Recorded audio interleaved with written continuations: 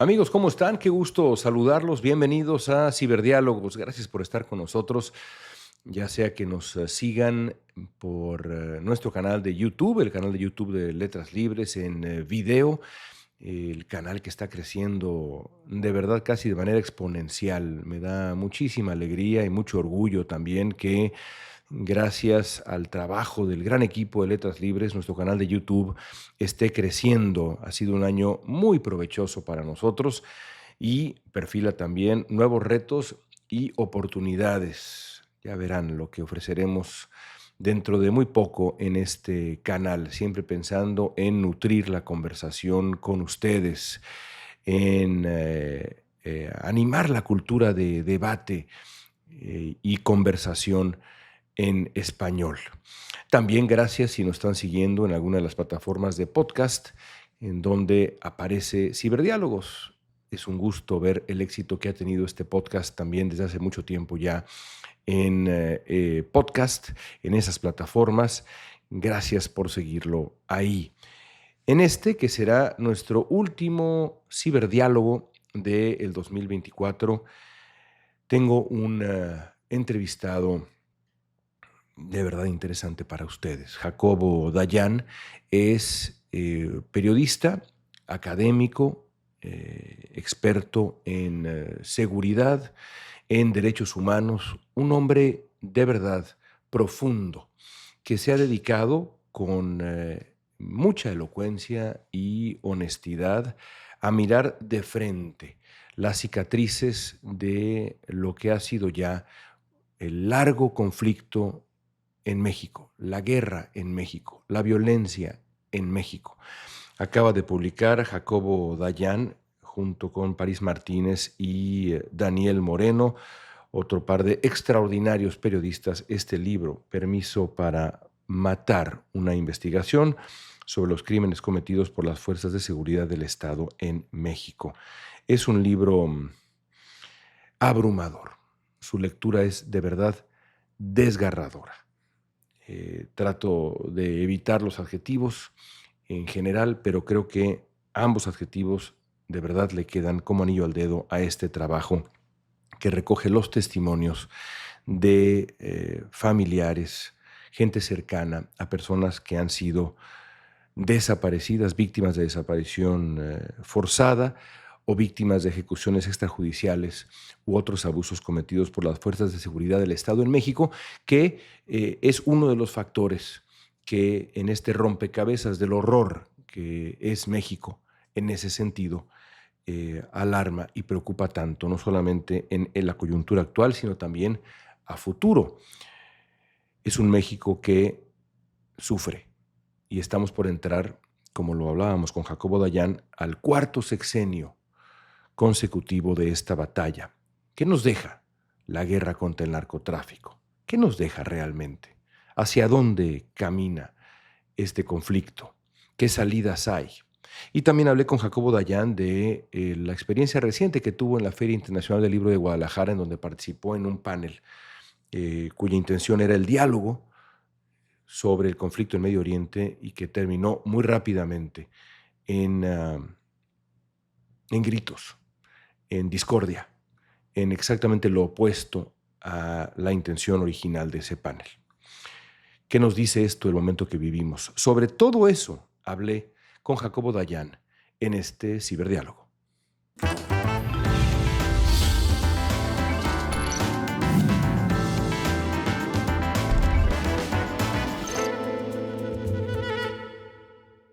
Jacobo, te agradezco mucho que estés con nosotros en este que será además el último ciberdiálogo del 2024. Es un placer tenerte aquí con nosotros.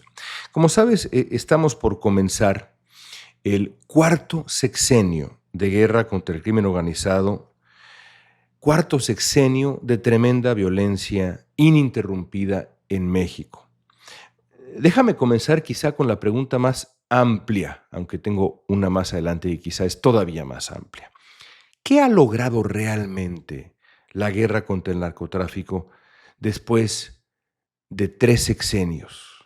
Pues es muy doloroso, León, hablar al respecto. Son 3 sexenios donde al inicio de esta guerra contra el narco, Felipe Calderón dijo que serían años dolorosos y que el objetivo era alejar las drogas de los jóvenes mexicanos. A ya 3 sexenios de distancia, tanto la oferta de drogas como el consumo solamente han crecido. 18 años de guerra ha generado cerca de medio millón de personas asesinadas en México. Esa es la cifra.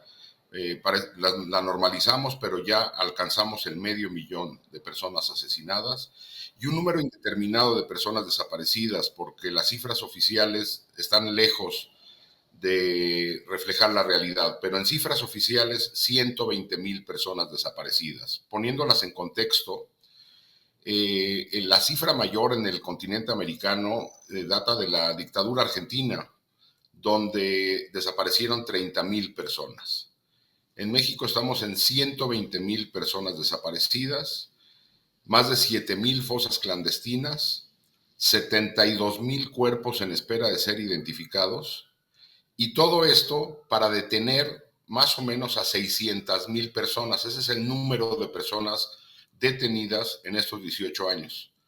En teoría, esas 600,000 personas tendrían que la detención de esas 600,000 personas tendría que haber reducido la capacidad violenta del crimen organizado, pero sabiendo que tenemos impunidad cercana al 100%, en homicidio 96%, en desaparición forzada cerca del 100%, pues tenemos unos cuantos miles de personas detenidas, pero las redes macrocriminales, es decir, la estructura criminal, la estructura política y las estructuras económicas entrelazadas no han sido tocadas.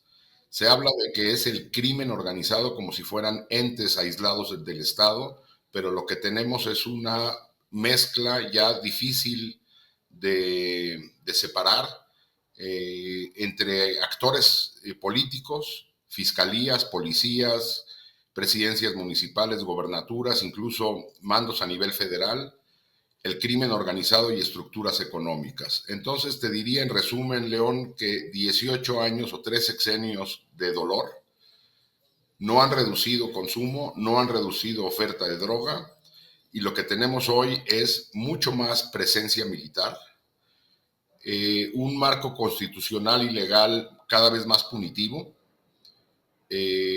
más violencias, una diversificación de las violencias, porque hablamos de homicidios y desapariciones, pero habría que agregar el tráfico de migrantes, el desplazamiento forzado, el reclutamiento forzado de menores de edad, la trata con fines de explotación sexual, la extorsión, el secuestro, el cobro de piso y un control territorial por parte del crimen organizado que no teníamos hace 3 sexenios. Has, en este par de minutos, dado una lista de los objetivos iniciales, los costos, las dificultades, los fracasos, la sangre.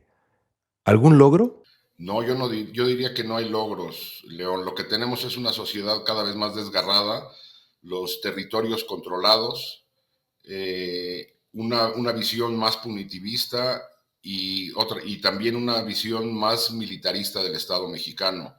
No veo dónde haya logros en esta estrategia. Ya pasamos por 4 estrategias que tienen en el corazón lo mismo, que son los militares, pero pasamos de un combate frontal de Felipe Calderón a una apuesta por la coordinación con Peña Nieto, el famoso abrazos no balazos, y ahora, pues de manera mágica se nos dice que un secretario de Seguridad Pública, como si fuese un Robocop, él solo cambiará las cosas.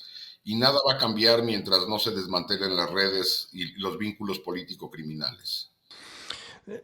Llegaremos a hablar del día de hoy, de lo que está ocurriendo en México hoy en el principio del sexenio de Claudia Sheinbaum. Pero antes hablemos del libro que publicas junto con Paris Martínez y Daniel Moreno, Permiso para Matar. Ya hablaba yo de él en la introducción a nuestra conversación. Es una investigación sobre los crímenes cometidos por las fuerzas de seguridad del Estado mexicano. También quisiera partir pidiéndote que nos describas el escenario. ¿De cuántos ¿Y cuáles crímenes estamos hablando? Sí, esta investigación tenía por objeto cuantificar y relatar las historias de aquellas personas no vinculadas con el crimen organizado que han sido asesinadas o desaparecidas por agentes del Estado. Civiles Tenemos inocentes. civiles absolutamente inocentes, que su único delito es, como los jóvenes del TEC, estar en la universidad en la noche, transitar por una carretera y no detenerse en un retén, ir a comprar una hamburguesa, estar lavando su coche, estar en un lugar equivocado. Y el objetivo era saber de qué magnitud es esto, porque a fuerza de repetición hemos ido olvidando los casos. Tenemos en la mente, por ejemplo, el caso de los dos jóvenes del TEC, pero no tenemos en la mente el resto de estos casos. Para quien esté escuchando Ciberdiálogos lejos de México, ¿por qué no nos resumes un poco el caso de los jóvenes del TEC, que fue emblemático de el principio de esta pesadilla? Sí, un caso hace más de 10 años, donde dos estudiantes en el Tecnológico de Monterrey, en la ciudad de Monterrey, Nuevo León, salían de la biblioteca en la noche y se realizaba un operativo del ejército en la zona. Los confundieron con miembros del crimen organizado dentro del campus y son asesinados. En el momento en que se dan cuenta que han cometido un error, lo que hacen es sembrar una escena como si hubiese habido un enfrentamiento y decir en el parte oficial, que eso es lo que también encontramos en la investigación, el parte oficial se repite, es decir, en las Fuerzas Armadas reportan que hubo un enfrentamiento en el cual fueron abatidos, este término que se utiliza, dos miembros del crimen organizado. De no haber sido por la presión de los familiares inicialmente y después de la universidad, el caso hubiera quedado como uno de tantos que seguramente son también ejecuciones extrajudiciales, pero que se disfrazan de enfrentamientos. Hasta que el Estado mexicano y el ejército reconoció que se trató de un crimen, aunque se usa el eufemismo de un error, de un abuso de la fuerza, y la justicia tardó en llegar más de una década. Como estos, lo documentamos cerca de 1850 casos, que no es el universo completo, ni cerca, son aquellos que alcanzaron a llegar a medios de comunicación. Lo que hicimos en la investigación fue un software que identificara noticias a partir de palabras claves. Nos arrojó una base de datos en el periodo de 2006 a 2022, que es cuando se cierra la investigación. Nos arrojó una base de datos de 60,000 notas que revisamos una a una para ver cuáles cumplían con este criterio. Fuerzas del Estado, es decir, fuerzas federales o estatales. Decidimos eliminar las municipales porque el caso crecía de manera exponencial. A personas sin ningún vínculo con el crimen organizado.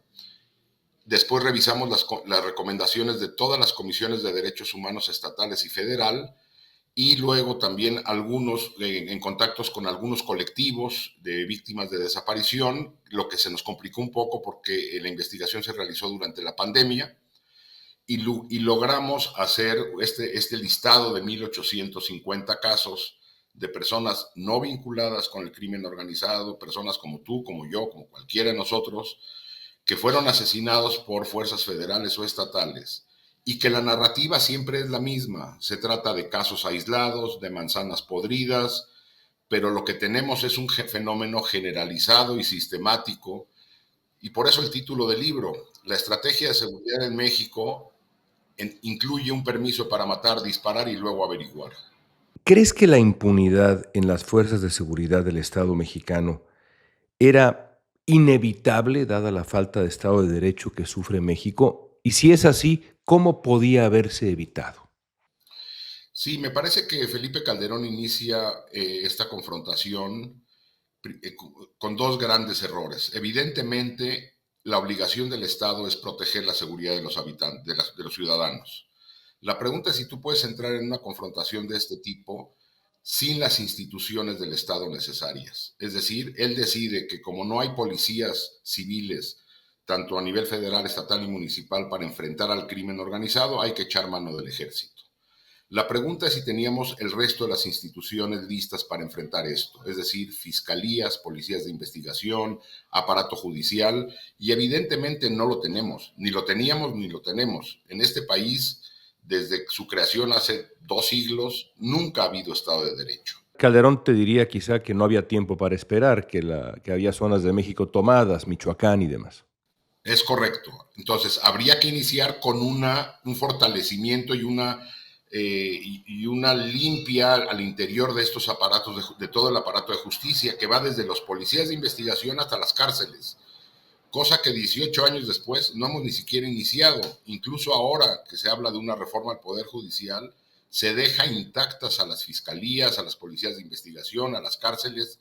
Hemos decidido enfrentar esta guerra, con fuerza, no con el Estado completo, y enfrentar esto requiere al Estado completo.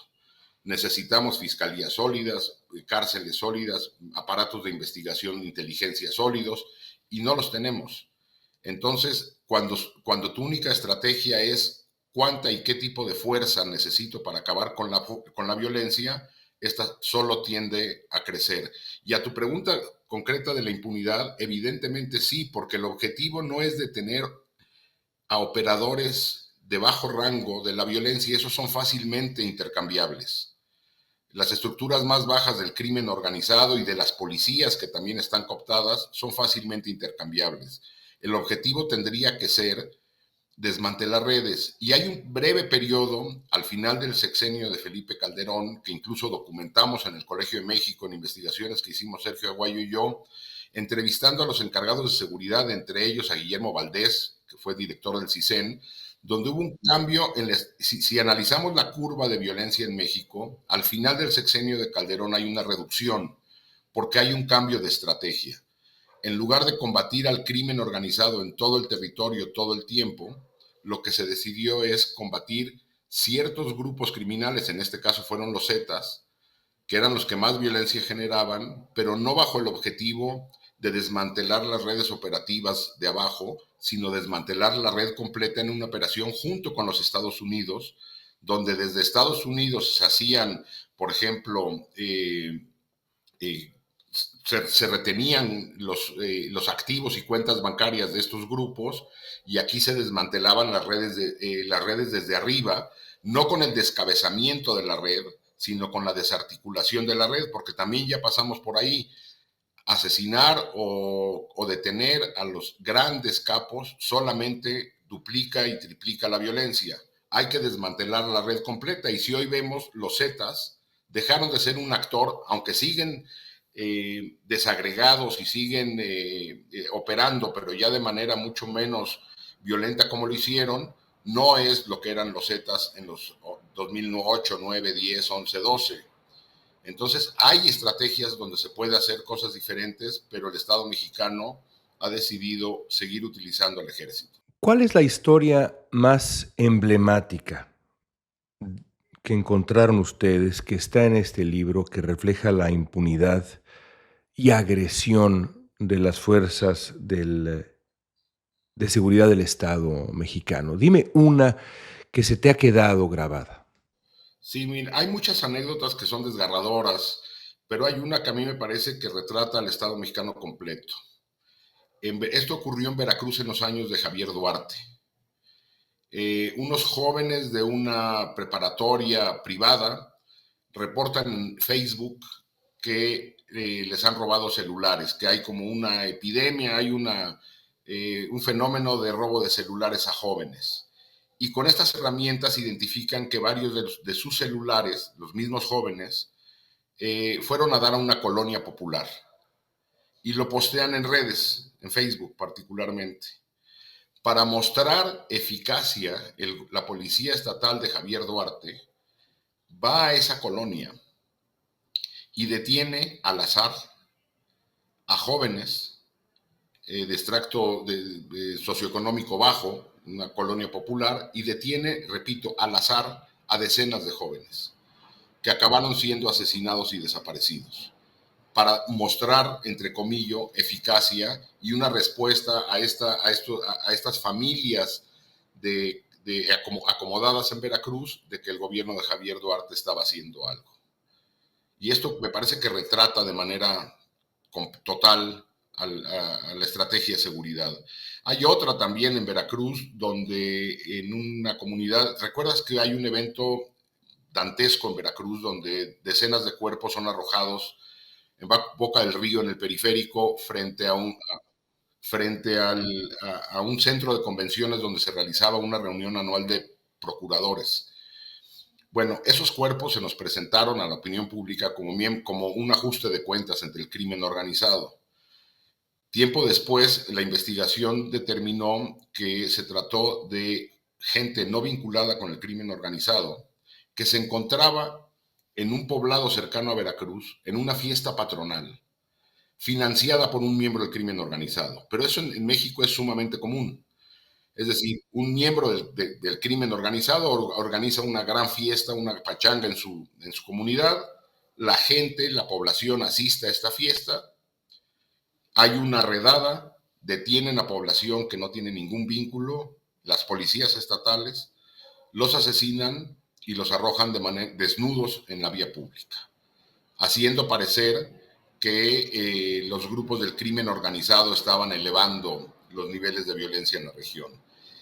Y bueno, evidentemente también está el caso de los jóvenes de los 43 de Ayotzinapa y muchos otros. Hay un caso desgarrador de una niña que está preparando, un adolescente que está preparando su fiesta de 15 años. Le dice a su madre que va a la esquina a comprar una hamburguesa, es asesinada por el ejército y la niña es enterrada con su vestido de 15 años y en su velorio se sirve la comida que iba a hacer para su fiesta de 15 años. Es increíble. Es un catálogo del horror, es un libro muy difícil de leer, como ha sido evidentemente difícil narrar estos años para ustedes y para los periodistas que de una u otra manera lo hemos hecho. Para nadie tan difícil como para los periodistas a nivel local en México. Hemos hablado con varios de ellos y recientemente conversé sobre la situación en Sinaloa y quiero hablar contigo sobre eso. Comienza el sexenio de Claudia Sheinbaum con mucha violencia, mucha violencia. Específicamente en Sinaloa parece que hay un colapso auténtico, no solamente de las organizaciones criminales que comienzan esta lucha intestina en el cártel de Sinaloa, sino de la sociedad ahí. Los niños dejan de ir a la escuela, hay un auténtico colapso. ¿Qué te dice la situación de violencia actual, como el caso de Sinaloa, sobre el futuro del conflicto en México? Y podría yo decir de México, pero déjame plantearlo así, del conflicto en México. Sí, hay que recordar que no es la primera escalada en Sinaloa producto de una ruptura al interior del cártel de Sinaloa. Recordemos los años de Beltrán Leiva y es la tercera ola esta.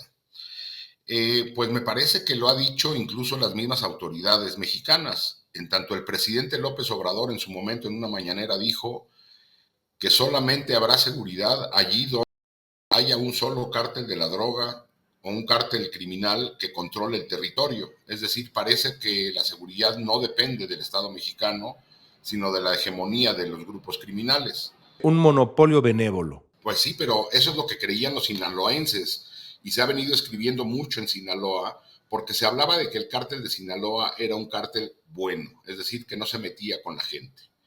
Y bueno, pues ahí está que sí. En el momento en que se desestabiliza eso, tenemos la situación actual de Sinaloa. También lo dijo el jefe militar encargado de la seguridad de Sinaloa, también ya al final del sexenio de López Obrador, cuando se le preguntó cuándo se detendrá esta violencia, y su respuesta fue cuando los grupos antagónicos en Sinaloa lo resuelvan. Entonces parece que estamos en manos de los grupos criminales. El Estado, y esto lo ha escrito una y otra vez Claudio Lomnitz en uno de sus libros maravillosos, El tejido social rasgado, el Estado mexicano ha abdicado, junto con muchos otros estados, a garantizar seguridad y justicia a la población. ¿Por qué? ¿Cómo explicas eso? Me parece que el Estado contemporáneo, ante el desbordamiento de las necesidades de la gente, ha abdicado a muchas cosas y no es poco. El Estado mexicano ha abdicado a garantizar seguridad, justicia, pero también educación y salud. Hemos elevado a rango constitucional los programas sociales, pues en una suerte de decir, arréglenselas ustedes, porque el Estado no les va a garantizar ni seguridad, ni justicia, ni salud, ni educación. Repartimos dinero y ustedes arréglenselas como puedan. Y no nada más eso, ante el colapso de lo multilateral y lo supranacional, veamos, pues ya las Naciones Unidas, la OEA, la Comisión Interamericana en nuestra región, la Corte Interamericana, dejó de tener el peso que tenían. Los estados están tratándose de enconchar y ahí están todos los populismos contemporáneos reclamando más soberanía, más y más soberanía, en una soberanía malentendida, porque la soberanía tendría que partir de la garantía de la seguridad de la población. Este es un paradigma que se rompió desde la Segunda Guerra Mundial, donde los estados no pueden hacer al interior de sus territorios lo que quieran. Entonces, estamos ante estados pues, que nos dicen que están intentando garantizar la seguridad, pero abiertamente nos dicen que depende de terceros armados, no estatales, nuestra seguridad. Y aquí regresamos una y otra vez a este ejemplo, no que sea un ejemplo deseable, pero también hay ejemplos de lo contrario. De pronto por ahí Nayib Bukele ha hecho exactamente lo opuesto. De maneras brutales, atentando contra los derechos humanos, pero bueno, no abandonó su responsabilidad o esa responsabilidad que tú sugieres, y así te lo dicen los salvadoreños. Cuando ocurre, por ejemplo, en México, hay muchas teorías. Una de ellas es, te preguntaba yo por qué, una de ellas es complicidad. Otra de ellas es temor ante el poder del crimen organizado, no para atentar contra autoridades federales necesariamente, pero ciertamente a escala estatal y municipal, ni hablamos. Todo esto se acerca francamente a la definición de un narcoestado, ¿no, Jacobo? Ayer platicaba con alguien que está en una de estas misiones internacionales documentando lo que ocurre en El Salvador, y después de entrevistarse con población civil, con distintos sectores de la sociedad salvadoreña, me decía que 80% de las personas que se encuentran en prisión no tienen ningún vínculo con ninguna banda criminal ni con nada. Es decir, lo que tenemos son detenciones masivas de personas y una sociedad atemorizada que por cualquier motivo puede ir a acabar a uno de estos brutales centros de detención. Entonces sí, la violencia se reduce. Seguramente en la Siria de Assad habría poco robo y poca violencia ciudadana ante un régimen de terror de este tipo. Entonces, me parece que el camino del terror tampoco es el camino. Ahora, a tu pregunta de si se encuentran atemorizadas, me parece que también hemos ya por mucho tiempo hablado de dos entidades distintas. Y yo repito, el crimen organizado no se explica sin la participación, el cobijo, la protección de actores estatales, ya sea en colusión o abiertamente miembros del crimen organizado ocupando cargos de elección popular. Cada vez lo vemos más, no nada más a nivel municipal, sino también a nivel estatal. Entonces, estamos en un narcoestado, yo diría que muy cercano a ello, o a un estado fallido en el sentido de que no puede garantizar lo mínimo para lo cual fue creado el Estado, que es garantizar seguridad y justicia. Pero para lo demás el Estado sigue funcionando. Es decir, no somos Somalia en ese sentido, pero sí no tenemos un Estado que garantice para lo cual fue creado el Estado. En las horas anteriores a que grabáramos este podcast se anuncia la nominación de Ron Johnson como embajador de Estados Unidos en México, un experto en inteligencia, un experto en seguridad, un experto en cuestiones militares. Hay algunos otros ejemplos en el pasado más o menos reciente, Carlos Pascual de pronto que tenía un perfil parecido, pero no exactamente así. Para mí esto revela que para el gobierno entrante de Estados Unidos, México es antes que nada una preocupación de seguridad nacional. ¿Qué impacto podría tener un cambio en la política de seguridad bilateral con Estados Unidos? Y déjame ir un poco más allá. No se trata de pronosticar, pero dado el clima, dado los nombramientos, dada la situación, ¿Cómo ves estos 4 años de convivencia con el gobierno de Trump? Muy complicados porque las prioridades norteamericanas no son las prioridades mexicanas. Es decir, incluso un embajador de este perfil, que coincido contigo, el mensaje que es evidente, la preocupación en materia de seguridad, al gobierno de los Estados Unidos no le preocupa cómo se resuelva esa problemática del narcotráfico a los Estados Unidos, que por cierto, insisto en que no se va a reducir. Mientras haya demanda, habrá oferta. Cómo llega esa oferta será de otras formas, pero esta oferta seguirá llegando. A los Estados Unidos tampoco creo que les preocupe la militarización en México, donde ya expertos, bueno, internacionales de la talla de Roberto Gargarella habla de que en México ya tenemos un estado cívico-militar de ese tamaño. Eso no le preocupa a los Estados Unidos, tampoco le preocupa el Estado de Derecho en México. La violencia criminal no es preocupación de los Estados Unidos, le preocupa el crecimiento del crimen organizado en su capacidad exportadora de drogas. Entonces, las formas en que se solucione esto adentro de México, más militares, más mano dura, no necesariamente reconstrucción del Estado de Derecho, no son necesariamente las formas que a México le convendría. Y tampoco creo que estemos en condiciones de negociar mucho con los Estados Unidos. Comencé la conversación haciéndote una pregunta muy amplia y voy a concluir esta parte de nuestra conversación. Regresaré después a algo completamente distinto para cerrar, pero lo haré con una pregunta también muy amplia. Con el panorama actual de violencia, impunidad, el reto enorme que implica el control territorial, ¿cuál es la salida para México? Hablas de desmantelar redes, has regresado a ese concepto una y otra vez en la conversación, me parece muy interesante. Desmantelar redes. Pregunta dificilísima, quizá imposible, Jacobo. ¿Cuál es la verdadera salida si estos 18 años, que ya vamos para 24, con el principio de este sexenio, han fracasado, han implicado tanto dolor, no se ha conseguido logro alguno, según decías en tu primera respuesta? ¿Cómo sí se hacen las cosas? Cada vez está más complicado esto, porque lo que tenemos, cuando esto inició, teníamos 5 o 6 grandes grupos criminales, y hoy lo que tenemos son 3 o 4 grandes grupos criminales, pero cientos de grupos medianos en el territorio. Es decir, hay una balcanización de la violencia que genera mucho más dificultades para poderlo solucionar. Entonces, ¿cómo sí? Es una ruta muy larga. Quien ofrezca reducir la violencia en México a corto plazo miente. Habría que empezar por descapturar al Estado.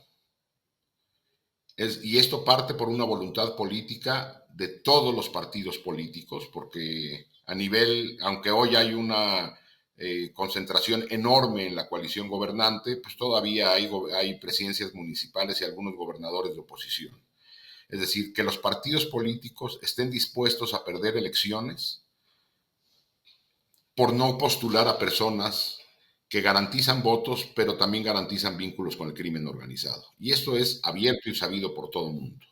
Y luego, una vez descapturadas las postulaciones, descapturar las instituciones, descapturar policías, fiscalías, cárceles, o sea, todo el Estado, de tratar de aislarlo del crimen organizado, repito, en un acuerdo de Estado. Estamos muy lejos de ello, León, que Morena esté dispuesto a llegar a un acuerdo de Estado.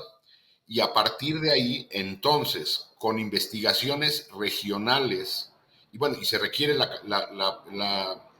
apoyo internacional, no porque en México no seamos capaces, sino porque no se tiene la independencia y sobre todo la seguridad de que iniciando estos megacasos o macrocasos, como se les llama en otras partes del mundo, donde se analizan fenómenos muy complejos, recordemos los casos italianos o los casos ahora en Colombia, en su momento en Guatemala, en la época de la Guerra Civil, donde se hacen grandes casos para desmantelar estas redes en los más altos niveles, sobre todo golpeando las estructuras económicas del crimen organizado y sus vínculos con instituciones financieras, otras empresas formales, porque también lo que tenemos es violencia paramilitar en México, es decir, son violencias muy diversas y habría que primero descapturar al Estado y después iniciar regionalmente. Pensar en una solución nacional es muy difícil en estas condiciones, sino regionalmente con cooperación internacional, con unos tribunales especiales como está ocurriendo hoy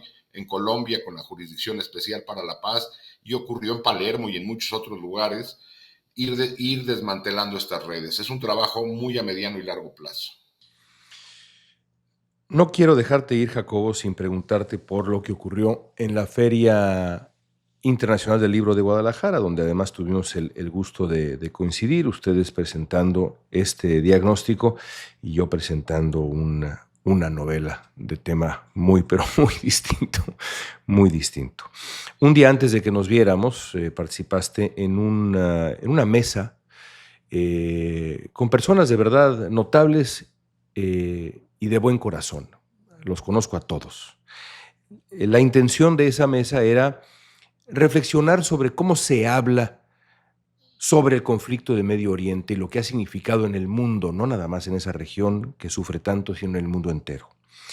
Después de 15 segundos de tu participación, aquello se volvió un escándalo y se canceló la mesa de análisis, el diálogo. Quiero terminar preguntándote, ¿qué mensaje te deja la cancelación y en general la cancelación de diálogos críticos como esta mesa de análisis en Guadalajara? ¿Qué mensaje te deja sobre la dificultad de dialogar en los tiempos actuales? ¿Cómo fomentar una cultura de debate, de diálogo y de tolerancia sobre ese tema que duele tanto, pero sobre tantos temas que también duelen y son urgentes?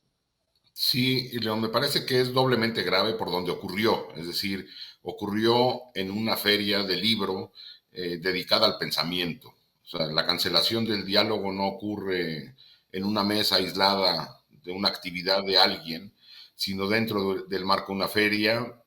Y creo que es el signo de nuestros tiempos, el zeitgeist de nuestro tiempo es esto, ¿no? La polarización, la cancelación del otro. Yo empezaba diciendo que en el mundo de hoy importa más, parece importar más quién eres, cuál es tu identidad, que qué es lo que estás diciendo. Porque esto se replica en temas políticos domésticos en México, en los Estados Unidos vemos la polarización que hay, es decir, pareciera que es imposible ya dialogar, aunque incluso lo que se iba a decir en esa mesa pues muy seguramente hubiera agradado a los que se manifestaron. La postura que se tomaba en esa mesa era de una condena absoluta a la brutalidad en Gaza. Incluso yo, como experto en derecho penal internacional, iba a decir qué es lo que ha hecho la Corte Penal Internacional ya la abierta o aceptación internacional en buena parte de las organizaciones expertas de que lo que ocurre es un genocidio. Es decir, ni aunque uno fuera a decir lo que pareciera podría agradar a las personas que se manifestaron, permitió el diálogo. Me parece que también fue un error de la feria haber permitido el secuestro de una mesa. No importa cuál sea la mesa.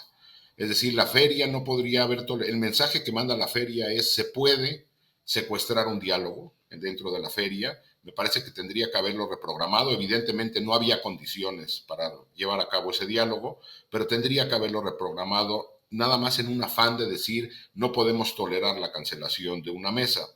Cuando se terminó la mesa y nos acercamos tres de los ponentes a platicar con las personas que protestaban, para tratar de establecer el diálogo, aunque sea ya sin público, el comentario de una de las jóvenes es muy representativo de esto. Su respuesta fue: dialogar no sirve de nada. Qué Pues tragedia. en un mundo donde ya no se puede dialogar, León, pues lo que queda es la barbarie.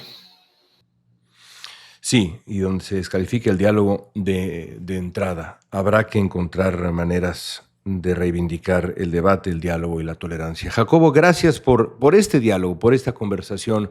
De verdad te aprecio mucho tu tiempo. No, gracias a ti por la confianza y por la invitación, León.